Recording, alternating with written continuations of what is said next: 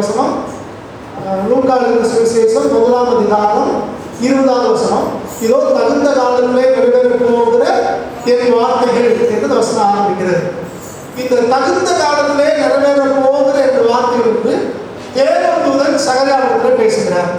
சகரியா ஆசாரியர்கள் செய்கிறார். தேவனுடைய ஆலயத்திலே அவர் ஊழியர் செய்து கொண்டிருக்கிறார். அவர் குழந்தை இல்லாமல் இருந்தார். பல ஆண்டுகளாக அவர் ஜெபித்தார். ஆனால் அது பலன் இல்லை. ஆனால் ஒரு நாளிலே அவர் அங்கே ஆசார ஊழியர் செய்யும் போது கர்த்தருடைய தூதன் அங்கே வந்து அவர்கிட்ட பேசுகிறார். அப்படி பேசும்போது அவர் சொன்னார், நீ ஒரு ஆண்களுடைய மனைவியாக எலிசபெத் உனக்கு ஒரு ஆண்களுடைய வருவாங்க அப்படின்னு சொன்ன உடனே இவர் யோசிக்க ஆரம்பிக்கிறார். ஆனால் தேவதூதன் சொல்லும்போது சொல்றார், இதோ வேண்டும் கேட்கப்படுதுன்னு ஆரம்பிக்கிறார். அப்போ ஒரு காலத்தில் அவர் ஜெபம் பண்ணாரு. ஆனால் இப்போ காலங்கள் ஆனது பிறகு அவர் ஜெபத்தை விட்டார். ஆனால் கர்த்தர் மறக்காம தூதனை அனுப்பி வச்சு போய் சொல்லுன்னு அனுப்புறாரு. அப்படி சொல்லும் போது இவர் விசுவாசிக்கிறார். எப்படி சாத்தியம், எனக்கு வயசாயிடுச்சு அப்படின்னு சொல்லும் போதுதான் தேவதூதன் இந்த வார்த்தையை சொல்கிறார், இதோ தகுந்த காலத்திலே நிறைவேற போகிற என் வார்த்தைகள் அப்படின்னு சொல்கிறார். கர்த்தர் சொல்லி அனுப்பின வார்த்தையை தேவதூதன் சொல்றாரு, தகுந்த காலத்திலே நிறைவேற போகிற என் வார்த்தைகள் அப்படின்னு. கர்த்தருடைய வார்த்தை தகுந்த காலத்திலே நிறைவேறும். இது இங்கிலீஷ் படிக்கும் போது இந்த சீசன் அப்படின்னு குறிப்பிட்ட நேரத்துல குறிப்பிட்ட காலத்துல அது நிறைவேறும். இன்னும் சில இடத்துல வாசிக்கும் போது அப்பாயின்மெண்ட் டைம் அப்படின்னு குறிப்பிட்ட நேரத்திலே அப்படின்னு போட்டு வச்சிருக்காங்க. அப்ப இங்க நம்ம பார்க்கறது என்னன்னா, கர்த்தர் என்ன சொல்கிறாரோ அது நடக்கும், அது நிறைவேறும். தேவன் சொன்ன வார்த்தை எதுவும் நிறைவேறாம போறது இல்லை. அந்த நாட்கள்ல யோபு சொன்னார், அவர் செய்ய நினைத்தது நடைபெறாது. தேவன் நமக்கு என்ன வாக்கு பண்ணியிருக்கிறாரோ, தேவன் நமக்கு என்ன முன்குறித்திருக்கிறாரோ, தேவன் நமக்கு என்ன திட்டம் வைத்திருக்கிறாரோ, தேவன் நமக்கு என்ன தரிசனம் கொடுத்தாரோ, இது எல்லாமே கண்டிப்பாக நிறைவேறும். தேவன் சொன்ன காரியம் எதுவும் நிறைவேறாம போகிறது இல்லை. ஆனா எப்ப நிறைவேறும்னா தகுந்த காலத்திலே நிறைவேறும். தேவன் நமக்கு ஒரு காரியத்தை செய்வதற்கு என்று ஒரு தகுந்த காலத்தை வைத்திருக்கிறார். தேவன் தகுந்த காலத்திலே அவருடைய வார்த்தைகளை நமக்கு நிறைவேற்றுவார். பல முறை உங்களுக்கு சொல்லியிருக்கிறேன், சின்ன பிள்ளைங்க ஒரு 4 மாசம் 3 மாசம் ஆன பிள்ளைங்களுக்கு பெற்றோர் பால் தான் கொடுப்பாங்க. அந்த பிள்ளைக்கு ஏற்றது என்னதான் பால் தான். இப்ப அம்மா அப்பா சாப்பிட்றாங்கன்னு உடனே இந்த பிள்ளை அவங்க பிளேட்டை பிடிச்சி இருக்குது. அம்மா பிரியாணி சாப்பிட்டு இருக்காங்க, மட்டன் பிரியாணி சாப்பிட்றாங்க, இவன் பிள்ளை ஆசைப்பட்டதை இருக்குது அப்படின்னு உடனே அம்மா இருந்துட்டு, எப்பா என் பிள்ளைக்கு மட்டன் பிரியாணி பிடிச்சிருக்கு அப்படின்னு எடுத்தியாலும் ஊட்டி விட மாட்டாங்க. அப்படி ஊட்டி விட என்ன ஆகும், அந்த பிள்ளைக்கு டைஜஸ்ட் ஆகாது, உடம்புக்கு கேடா மாறிடும். ஆனா அதே பிள்ளை ஒரு 5 வயசு 6 வயசு ஆயிடுச்சுன்னா, நீ சாப்பிட பிரியாணி செஞ்சிருக்கேன் அப்படின்னு அம்மா சொன்னா, இல்லைன்னா எனக்கு பால் போகுதுன்னா அம்மா விடவே மாட்டாங்க. துரத்து ஏதாவது தலை சொல்லி மிரட்டி செஞ்சு எதையாவது ஒன்று பண்ணி அந்த பிரியாணி ஊட்டாம விட மாட்டாங்க. ரெண்டுக்கு என்ன வித்தியாசம் தெரியுதுன்னா, சின்ன பிள்ளைக்கு என்ன கொடுக்கணும்னு அம்மாவுக்கு தெரியும், பிள்ளை வளரும் போது என்ன கொடுக்கணும்னு தெரியும், வளர்ந்தது பிறகு என்ன கொடுக்கணும்னு தெரியும். அப்ப தகுந்த காலத்திலே எதை செய்யணுமோ அதை அம்மா செய்யறாங்க. இதே மாதிரி தான் ஆண்டவரும் நமக்கு சொல்லியிருக்கிற வாக்குத்தத்தங்களை, நமக்கு சொல்லியிருக்கிற தரிசனங்களை, ஆண்டவர் நம்மளோடு பேசியிருக்கிற சகல காரியங்களையும் அவர் சரியான நேரத்துல தகுந்த நேரத்திலே அவர் வாழ்க்கை நிறைவேற்ற. தேவனுடைய வார்த்தை எதுவும் நிறைவேறாம போகாது. தேவன் சொன்னது எதுவும் பொய்யா போகாது. தேவன் சொன்ன எல்லாமே நிறைவேறும். ஆனா எப்ப நிறைவேறும்னா தகுந்த காலத்திலே நிறைவேறும். தேவன் எல்லாத்துக்கும் ஒரு குறிப்பிட்ட நேரத்தை வச்சிருக்கான், அப்ப நமக்கு நிறைவேறும். நம்ம எல்லாருக்கும் தெரியும், புத்தகம் 2ஆம் அதிகாரம் 3வது வசனம், அந்த வேதம் சொல்கிறது, தரிசனமானது குறிப்பிட்ட காலத்திற்கு வைக்கப்பட்டிருக்கிறது, முடிவிலே அது விளங்கும், அது பொய் சொல்லாது,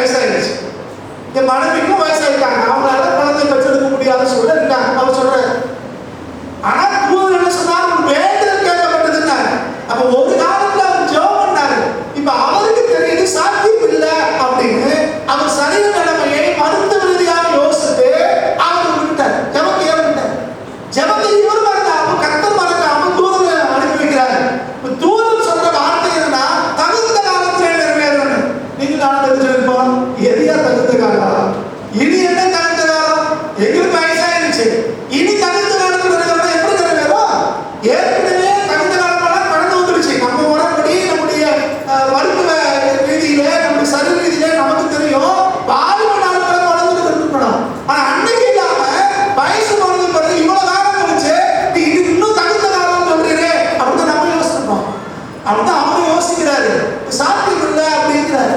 ஆனா தேவன் சொல்றாரு, நீ நம்பாதனாலே விசுவாசிக்காதனால குழந்தையை பெற்றிருக்கிற வரைக்கும் நீ ஊமையா. இதுல நீங்க 24 வாசிங்க. அந்நாட்களுக்கு பின்பு அவன் மனைவியாக எலிசபெத்து கர்ப்பவதியானாங்கன்னு பார்க்கணும். அந்நாட்களுக்கு பின்பு இவர் வந்து சொல்லிட்டாரே தகுந்த காலத்திலே நிறைவேறுகிற வார்த்தை அப்படின்னு சொன்னதுனால அதுக்கு பிறகு அந்த நாட்கள் முடிஞ்ச உடனே அவன் மனைவியாக எலிசபெத்து கர்ப்பவதியானாங்க. அவன் தகுந்த காலம் எது என்று கர்த்தருக்கு தெரியும். நம்ம தகுந்த காலம் நினைக்கிறது, நம்ம இதுதான் சரி நினைக்கிறோம், இப்ப நடக்கணும் எனக்கு இது வேணும் நம்ம நினைக்கிறோம். ஆனா கர்த்தர் ஒரு தகுந்த காலத்தை வைத்திருக்கிறார். மருத்துவ ரீதியாக அது ஏதாவது இருக்கலாம், உலக பிரகாரமாக அது நடக்காத இருக்கலாம். ஆனா தேவன் நமக்கு என்று ஒரு தகுந்த காலத்தை வைத்திருக்கிறார். அவர் நம்ம சொன்ன எல்லா வாக்குத்தத்தங்களோ எல்லா ஆசீர்வாதங்களோ எல்லா தரிசனம் நிறைவேற்றுவதற்கு ஒரு தகுந்த காலத்தை தேவன் வைத்திருக்கிறார். இப்ப யோசிச்சு பாருங்க, இவங்க தகுந்த காலம் நினைச்சாங்களே, அந்த நாட்கள்ல ஒரு குழந்தை பிறந்திருந்தா இது எலிசபெத்துக்கும் சகரியாவுக்கும் அவங்களுக்கு ஒரு பிள்ளை ஒரு யோகம் பிறந்திருப்பா அவங்கதான். ஆனா காலதாமதமாய் கர்த்தர் குறித்த தகுந்த காலத்திலே கர்த்தருக்கு தகுந்த காலத்திலே அவன் பிறந்தபடினாலே இப்ப உலகத்துல யாருக்கும் கிடைக்காத பாக்கியம் நம்முடைய ஆண்டவராக இயேசு கிறிஸ்துவுக்கு ஞானசானம் இருக்கிற பாக்கியம் அவன் கிடைச்சிச்சு. அப்போ கர்த்தர் எதை தகுந்த காலம் பார்க்கிறாருன்னா, நீங்களும் நானும் கற்பனை பண்ணாதத, நீங்களும் நானும் நினைக்காதத, நீங்களும் நானும் எதிர்பார்க்காத ஒரு பெரிய காரியத்தை செய்வது தான் கர்த்தர் சில காரியத்தை தாமதப்படுத்துகிறார். அப்போ தகுந்த காலம் என்பது தேவனுடைய காலகட்டத்தில் இருந்து அவர் எதை தகுந்த காலம் நினைக்கிறாரோ அவர் அப்ப செய்யணும் அப்படின்னு விட்டு கொடுத்தோம்னா அது மிகுந்த ஆசீர்வாதமா இருக்கும், அது மிகுந்த மேன்மையாக இருக்கும். ஆனா பல நேரங்கள்ல நம்ம அது காத்திருக்கிறது இல்லை. நாம நம்ம நேரத்தை தான் வைக்கிறோம், இதுதான் தகுந்த காலம் நம்ம நினைக்கிறோம். ஆனா வேதம் சொல்கிறது தகுந்த காலத்தில் நிறைவேற போகிற என் வார்த்தை. தேவன் ஒரு தகுந்த காலத்தை வைத்திருக்கிறார். அந்த தகுந்த காலத்துக்காக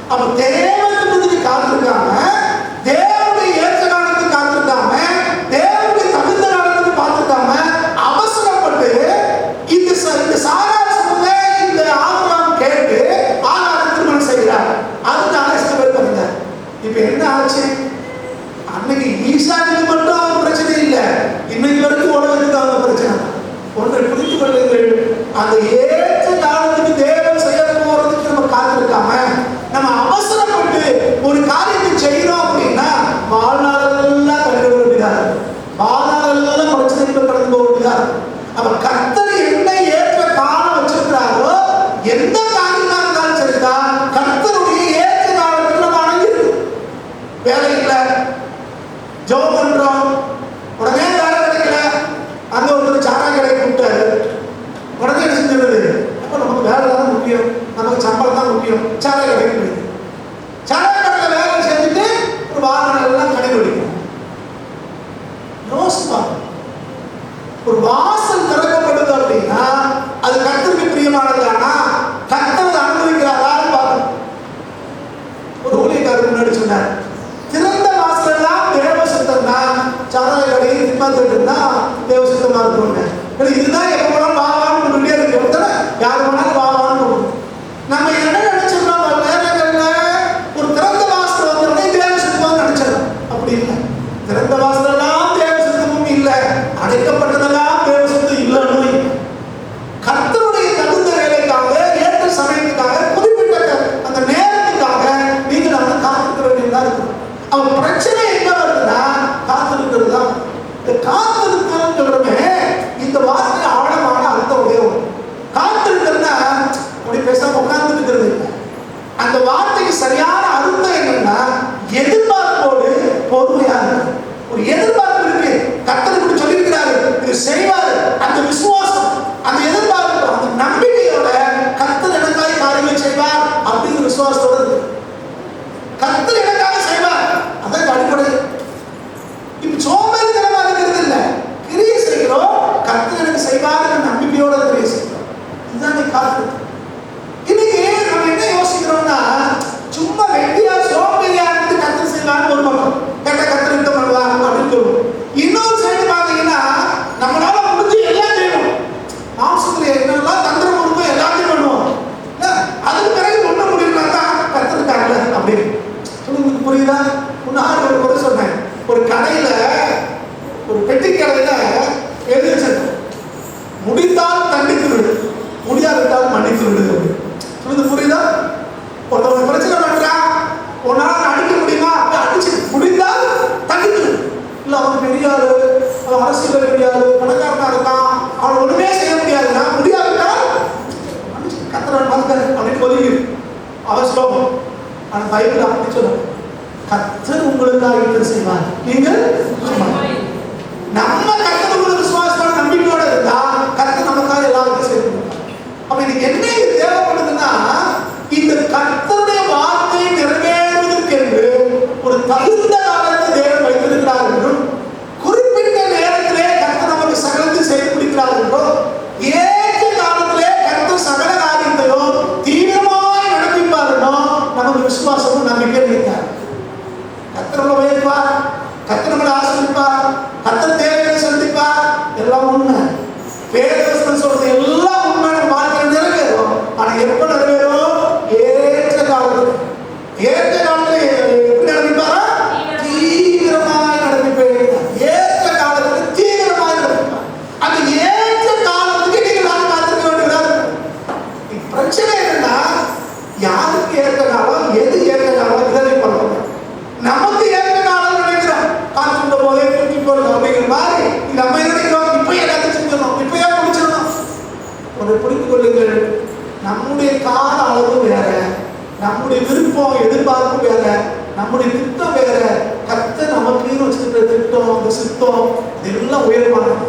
நம்மளை விட அதிகமான தேவன் நம்மளை நேசிக்கிறார். நம்ம வாழ்க்கையை நம்மளை விட அதிக அக்கறை உள்ளவர் ஆண்டவர். நம்ம எந்த அளவுக்கு உயர்த்தி வைக்கணும், எந்த அளவுக்கு மேன்மைப்படுத்தணும் என்று கர்த்தர் நம்மளை குறித்து ஒரு உயர்ந்த திட்டத்தை வச்சிருக்கிறார். அதை நோக்கி தான் நீங்க நாட்டு ஓட வேண்டியதாக இருக்கிறோம். அப்ப ஏற்ற காலத்தில் ஆண்டவர் தீவிரமாய் நடப்பிப்பார். நம்ம என்ன திட்டம் வச்சிருக்கிறாரோ, என்ன சித்தம் வச்சிருக்கிறாரோ, எதை நமக்கு வாக்கு பண்ணினாரோ, எதை நமக்கு தரிசனமா கொடுத்தாரோ அது எல்லாம் நிறைவேறும். ஆனா எப்ப நிறைவேறும்? ஏற்ற காலத்துல நிறைவேறும். காலத்துக்கு முந்தி நம்ம அதை செஞ்சு நினைச்சதுலாம் யோசிக்க தேவையில்லை இல்ல. நம்ம ஊர்ல ஒரு பழமொழி சொல்லுவாங்க, மதுரைக்கு ஒருத்தன் மீனாட்சி கோயிலுக்கு போறாங்க, போயிட்டு மதுரைக்கு போறோம், இங்கேயே குடிச்சிட்டு போறாங்க. என்னடா குடிச்சிட்டு போறாங்க, கோயிலுக்கு போறேன், எதுக்குடா மதுரை, மதுரைக்கு போறது எது முடியா கோயிலுக்குள்ள குடிச்சிட்டு போறாங்க. வேற சொன்னாரா, அங்கதான் வாசல் பெரிய வாசலா இருக்கு, அதுக்கு குடியில தேவையில்லையே அப்படின்னு. அப்படியா அவங்க நின்று போறேன். இந்த கதானிக்கு நம்ம எதையோ நினைச்சிட்டு ஆண்டவர் சொல்றார், இதையெல்லாம் உங்களுக்கு தேவைன்னு ஒரு காரணம் இதா இருந்திருக்கு. கர்த்தருக்கு தெரியும் நம்ம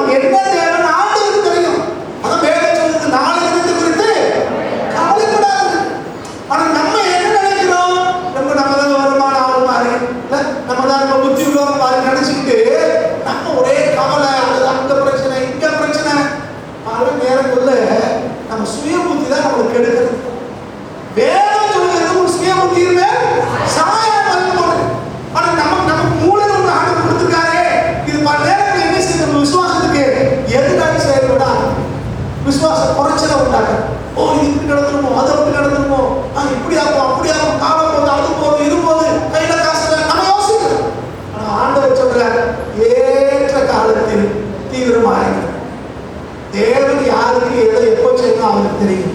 அவர் ஏற்ற சமயத்தில் நடத்திருக்க தகுந்த காலத்தில் ஒரு வார்த்தை குறிப்பிட்ட காலத்திலே தேவன் நமக்காக கிரியை செய்வார். ஏற்ற காலத்தில் அவர் சகலத்தையும் தீவிரமாய் நடப்பிக்கிற கர்த்தர்.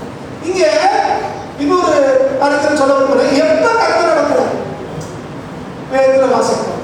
ஏற்ற சமயத்தில் அவர் உங்களை உயர்த்தும்படிக்கு அவர் பணத்தை கைக்குள் அடங்கி இருக்கு. கர்த்தருடைய பணத்தை கைக்குள்ள அடங்கி இருக்கு. அது வேலை வரும்போது நேரம் வரும்போது கர்த்தர் நம்மளை உயர்த்துவார். இப்போ பிரசங்கி 3ஆம் அதிகாரம் 1 தெரிந்த ஒரு வேலை வசனம். பிரசங்கி 3:1 ஒவ்வொன்றிற்கும் ஒரு காலம், ஒவ்வொன்றுக்கும் தேவன் ஒரு காலத்தை வச்சிருக்கார். எப்போ பிறக்கணும், எப்போ தலைமுடி வளரணும், எப்போ பல்லு முளைக்கணும், எப்போ பல்லு விழணும், எப்போ 2வது பல்லு முளைக்கணும், கர்த்தர் எல்லாத்துக்கும் ஒரு காலத்தை வச்சிருக்கார். அவசரப்பட்டு எதை செய்யணும். சில பிள்ளைகளை நான் பார்க்கிறேன். யாராவது கொஞ்சம் கருப்பா இருக்குன்னு சொல்லிட்டா கண்டகரண்ட தைலத்தை எடுத்து பூசுவாங்க, கண்டகரண்ட கிரீமம் எடுத்து பூசுறது. ஏன்னா கலர் என்ன செய்யறாங்களா மாத்திரம் சினிமாக்காரங்களா மாதிரி ஏதாவது சினிமாவை பார்த்துட்டு டிவியில பார்த்துட்டு கொஞ்ச நாள் கழிச்சு பார்த்தா முகம் பொக்கலம் ஃபுல்லா என்ன கேட்டா ஏதோ பூசினேன் ஆயிடுச்சு. எல்லாருக்கும் வந்து கேள்வி கத்திற்கு எதை யாருக்கு எப்போ செய்யணும் எல்லாம் அவருக்கு தெரியும். இந்த உதாரணம் சொல்றேன். இந்த மாதிரி தான் பல காரியங்கள்ல நம்ம சுயத்துல சுய அறிவுல எதையாவது ஒன்று செய்ய நினைக்கிறோம். அது நமக்கு தான் ஆபத்தை உண்டாக்குது, நமக்கு தான் ஆசீர்வாதம் குறைச்சல உண்டாகும். தேவன் எல்லாத்துக்கும் ஒரு காலத்தை வச்சிருக்கிறார். அந்தந்த காலத்துல தேவன் சரியாக செய்வார்.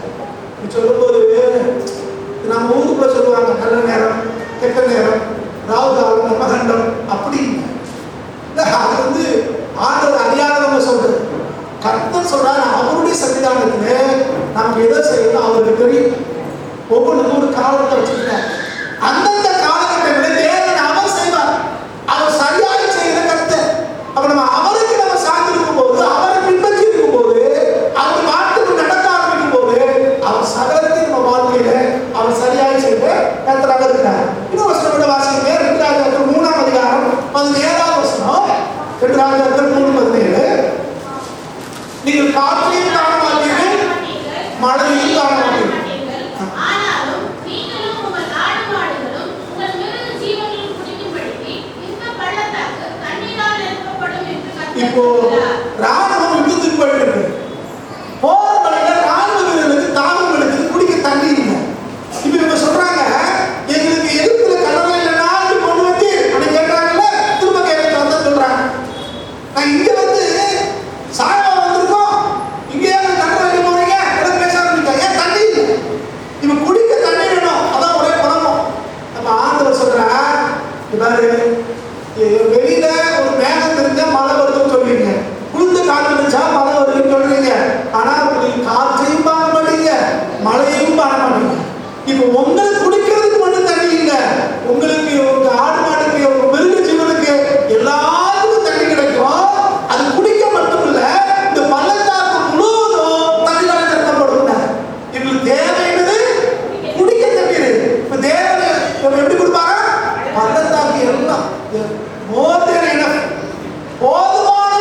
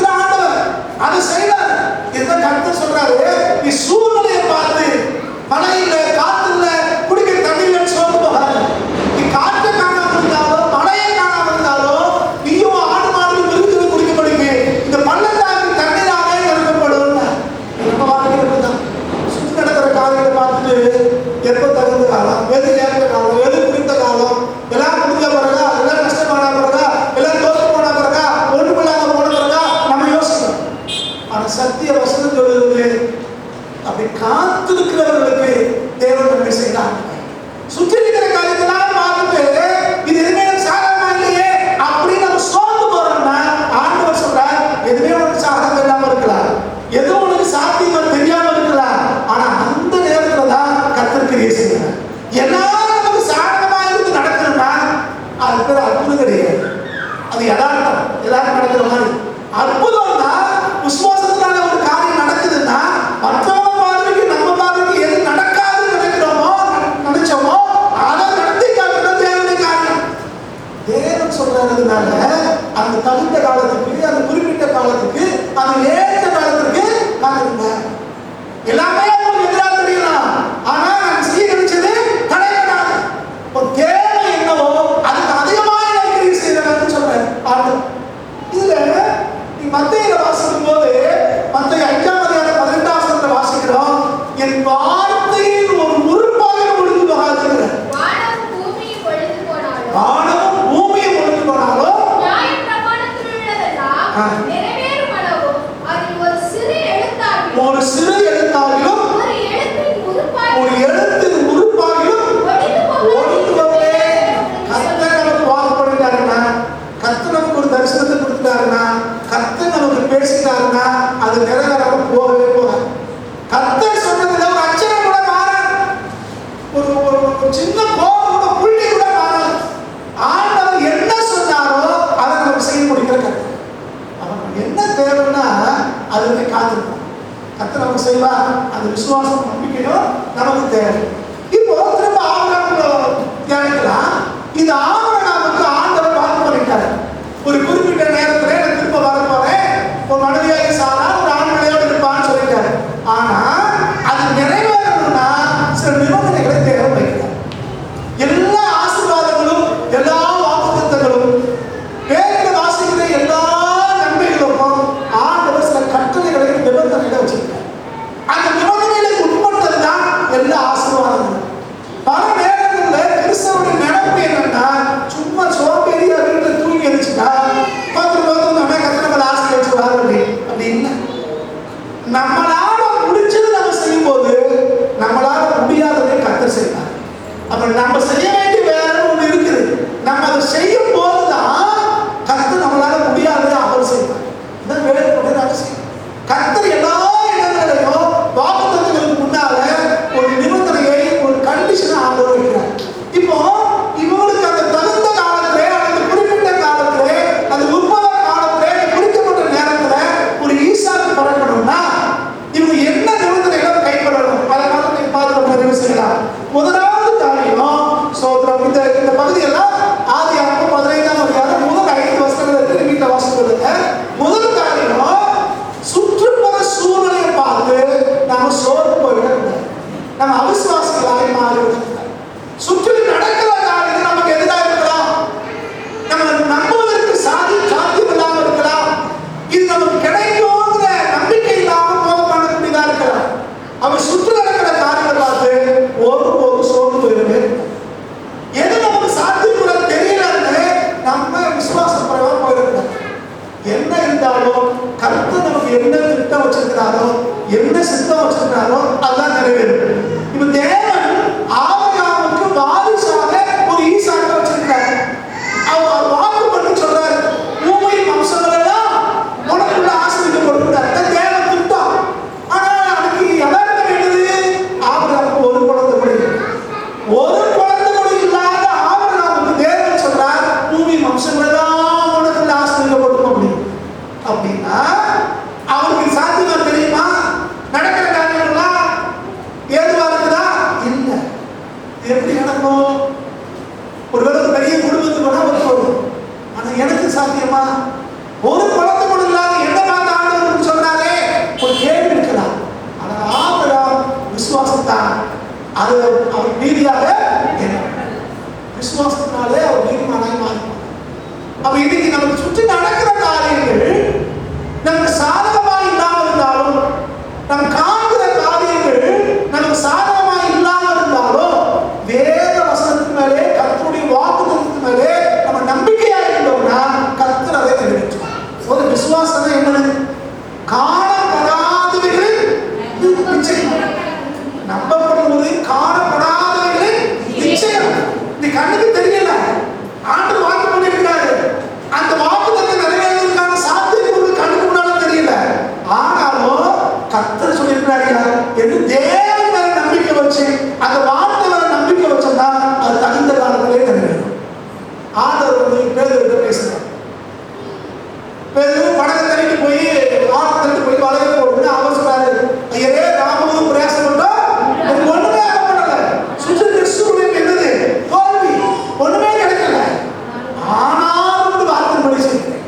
அப்போ சுற்றி நடக்கிற காரியங்கள்லாம் நமக்கு சாதகமா இல்லை, சாத்தியமா இல்லை, வேத வசனத்தின்படி நம்ம வாழ்வதற்கோ உயர்த்தப்படுவதற்கோ சாத்தியக்கூட இல்லை அப்படின்னு தெரிஞ்சாங்க.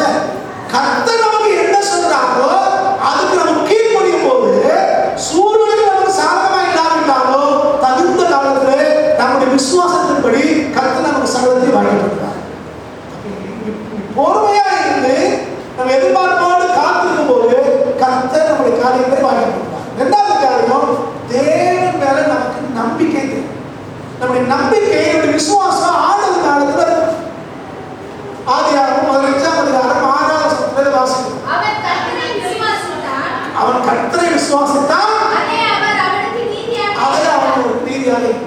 அதுதான் தேவன் மேல விசுவாசம். சுற்றி என்ன நடந்தாலும் பரவாயில்லை, தேவன் மேல விசுவாசம். கர்த்தர் சொல்லிட்டாருங்க செய்வார். தேவன் கொடுத்த வாக்குத்தத்தம் எதுவும் வீணா போகவே போகாது.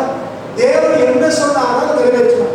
ஏசாயா 55ஆம் அதிகாரம் 11ஆம் வசனத்தை வாசிங்க.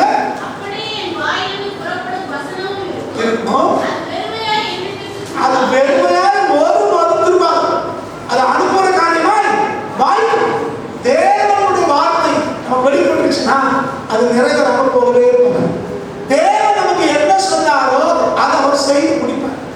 அப்ப உங்களுக்கு என்ன தேவைன்னா ஆண்டுடைய வார்த்தையை ஏற்றுக்கொண்டு கர்த்தர் தகுந்த காலத்திலே குறித்த காலத்திலே என்னுடைய வாழ்க்கையில் செய்வார்ங்கிற நம்பிக்கை விசுவாசம் நம்ம இருக்கிறார்.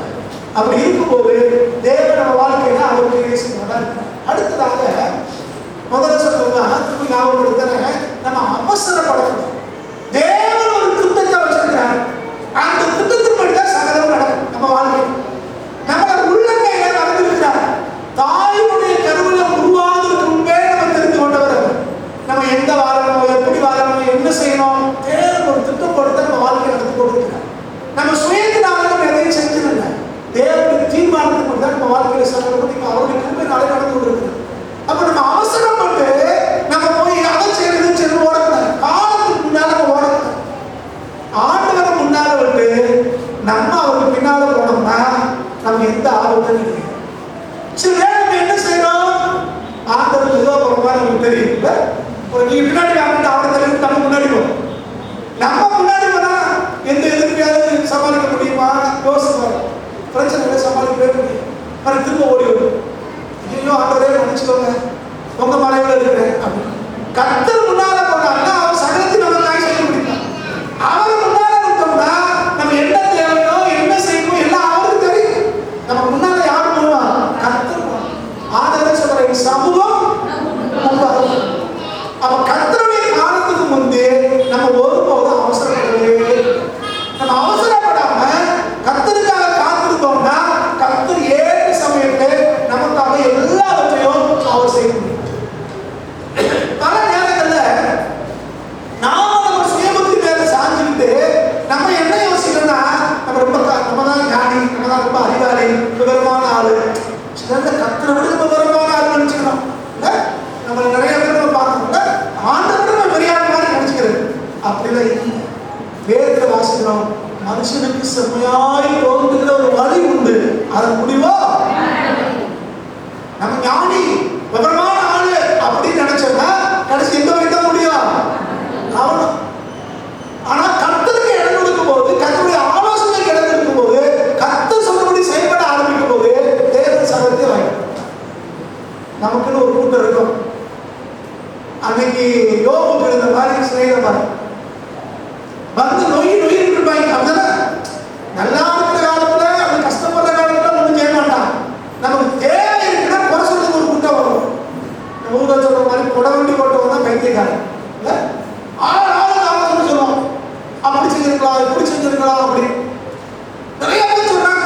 இது கேட்டோட நமக்கு என்ன ஆகுது? டென்ஷன் ஆகுது. ஆண்டவரே குறைக்கணும், ஏன் இப்படி தாமதப்படுத்தி, ஏன் எனக்கு நன்மை செய்யணும், ஏன் எனக்கு ஆசீர்வாதம். ஆண்டவருடைய திட்டத்தோட நம்ம திட்டம் எப்படி போகுது? ஆண்டவரே ஓவர்டை பண்ணிக்கணும். கடைசியில் முடிவு இஸ்மவேல் தான்.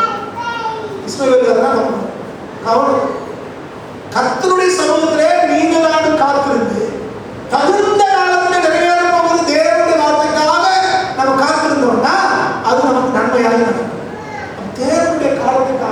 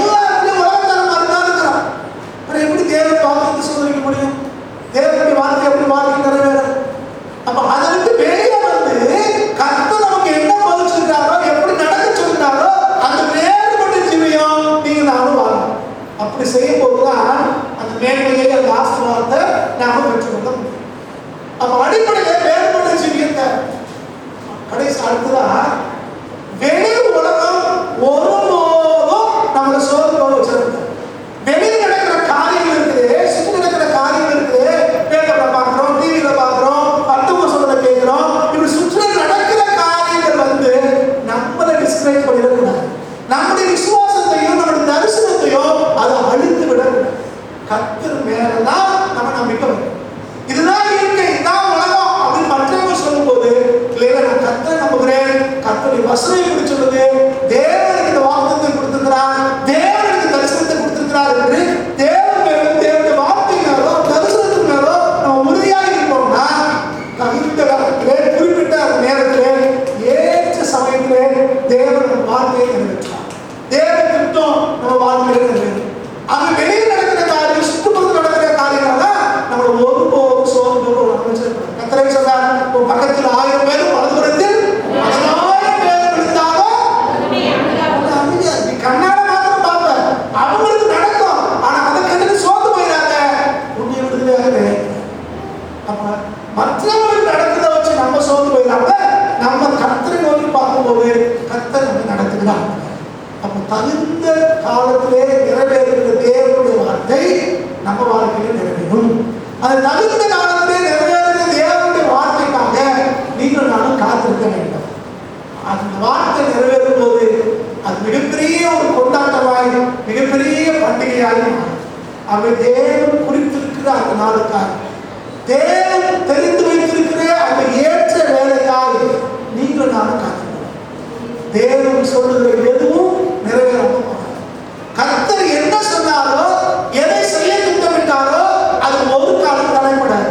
தேவன் நமக்கு வாக்குத்தத்தங்கள் எல்லாம் ஆம் என்றும் ஆமென் என்றும் இருக்கிறது. அது எல்லாம் நிறைவேறும். ஆனா இன்னைக்கு தேவை அந்த வார்த்தை மேல விசுவாசம், நம்பிக்கை தேவை.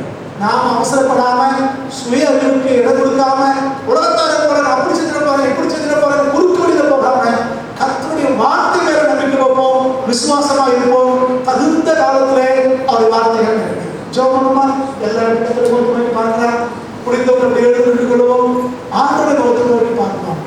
கர்த்தருடைய வார்த்தை மாறாதது, அவர் சொல்ல ஆகும் கட்டளையிட இருக்கும். தேவன் உங்களை நேசிக்கிறவர், அவரால் கூடாத காரியம் ஒன்றுமே இல்லை. தேவன் தகுந்த காலத்திலே அவருடைய வார்த்தையை நிறைவேற்றுவார். இங்க நம்முடைய வாழ்க்கையில கூட நம்ம எதற்காக ஜெபிக்கிறோமோ, எதற்காக காத்திருக்கோமோ, எதை எதிர்பார்த்து கொண்டிருக்கோமோ அதை ஏற்ற சமயத்திலே அதை நிறைவேற்றுகிறாங்க. அவருடைய கருத்தில் அப்படி விட்டு கொடுப்போமா? எல்லா இடத்துடைய கருத்தில் விட்டு கொடுக்கும். ஆண்டவரே, தகுந்த காலத்தில் நிறைவேற போகிற வார்த்தைக்காக நம்ம காத்திருக்க உதவி செய்யப்பான்னு சொல்லி கத்தத்திலே எல்லா விசோதனை Hallelujah, hallelujah, hallelujah, hallelujah, hallelujah. Thank you, Jesus. Thank you, Lord. Thank you, Lord. Thank you, Lord. யார் ஒருத்தர் சத்தத்தை உயர்த்தி சுருக்கமாய் வேத வசனம் நிறைவேறுகிற அந்த காலத்துக்காக நம்ம காத்திருக்கிற